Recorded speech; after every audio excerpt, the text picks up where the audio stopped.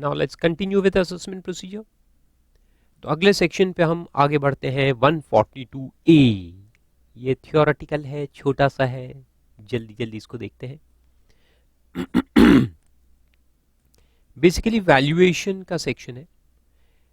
हमने बहुत सारे सेक्शंस में, जैसे कैपिटल गेन था, फिर सेक्शन 68 वगैरह भी था, जिसमें एसेट्स के वैल्यू के बारे में अपन ने बात किया है। तो एसेट्स का वैल्यूएशन जब क्वेश्चन होता है तो वो किस तरह से निकाला जाता है, देखो, very simple section. The assessing officer may, upon for the purpose of assessment or reassessment, make a reference to valuation officer to estimate the value, including fair market value of any asset, property or investment, and submit a copy of report to him. Basically वो सारे section जो देखे थे 69, 69A, unexplained, gold, Boolean, money, jewellery, valuable article, thing, etcetera etcetera etcetera. तो वो अगर आपके पास कुछ मिला है, लाइक फॉर एग्जांपल एक पेंटिंग आपके घर पे मिला है, अब वो पेंटिंग का वैल्यू क्या है, what is the value of that painting, तो एओ को तो नहीं मालूम। तो एओ क्या करेगा, केस रिफर करेगा किसको, वैल्यूएशन ऑफिसर के पास। Then the assessing officer may make a reference to valuation officer under subsection 1 whether or not he is satisfied about the correctness or completeness of accounts of the assessee. Account से इसका कोई लेना देना नहीं है, कहने का मतलब ऐसा है। Third, the valuation officer on a reference made under 1 shall, for the purpose of estimating the value of the asset, property or investment, have all the powers that he has under section 38A of the Wealth Tax Act of 1957.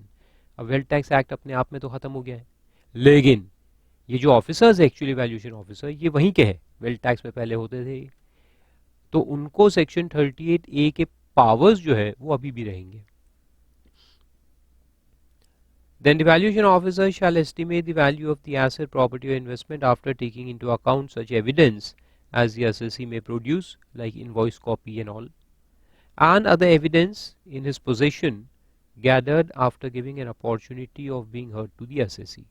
यानी valuation order pass करने के पहले, यानी valuation का order pass करने के पहले वो असेसी को अपॉर्चुनिटी ऑफ बीइंग हर्ड देगा, and then he will take all the evidence into consideration, obviously.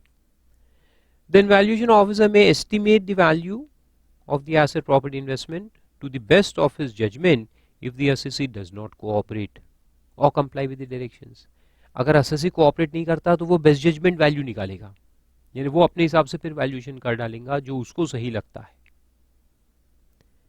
तो 4 और 5 जो है वो लिंक है। 4 में क्या है कि आपको अपॉर्चुनिटी ऑफ बीइंग हर्ड देने के बाद वैल्यूएशन निकाला जाएगा पूरे एविडेंस को मद्देनजर रखते हुए। ये कब, जब आप कोऑपरेट करेंगे, and if you don't cooperate then best judgment। Valuation निकलने के बाद क्या करेगा, रिपोर्ट का एक कॉपी आपको देगा और एक कॉपी असेसिंग ऑफिसर को देगा, simple. To the assessing officer and the assessee within a period of 6 months, underline कर लो, याद रखने का। वैल्यूएशन कितने दिन में हो जाना चाहिए, 6 महीने के अंदर, from the end of the month in which the reference was made under subsection 1। यानी अगर रेफरेंस मान लो कि जनवरी में हुआ था, कभी भी, तो जनवरी के बाद 6 महीने, फरवरी, मार्च, अप्रैल, मई, जून, कितने हुए, 1 2 3 4 5, एंड जुलाई। तो जुलाई एंड तक वैल्यूएशन कंप्लीट करके रिपोर्ट बन जाना चाहिए। और उसके बाद में लिखा है असेसिंग ऑफिसर मे, इस मे को अंडरलाइन करो 3 बार 4 बार। May, on the receipt of the report of the officer and after giving an opportunity of being heard to the assessee, take into account such report in making assessment or reassessment। तो मे का मतलब क्या है, discretion of एओ। तो ये report जो है इसको एक्सेप्ट करना या नहीं करना और इसको असेसमेंट में यूज करना या नहीं करना, ये एओ के डिस्क्रिशन पे है, ये कंपल्शन नहीं है।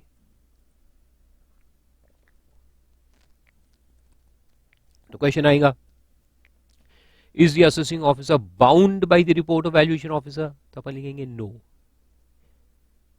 Does he have to consider it? No, he may, यानी कि एट द डिस्क्रिशन ऑफ एओ।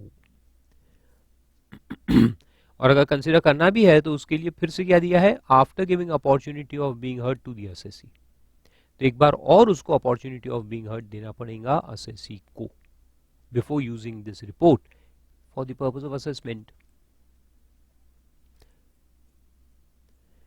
अच्छा, यहां पे भी बिफोर गोइंग अहेड, तो ये भी देखो, यहां पे लिख लो कि जो वैल्यूएशन है इस सेक्शन के ऊपर में आप कोट कर दो, this is for all assessments,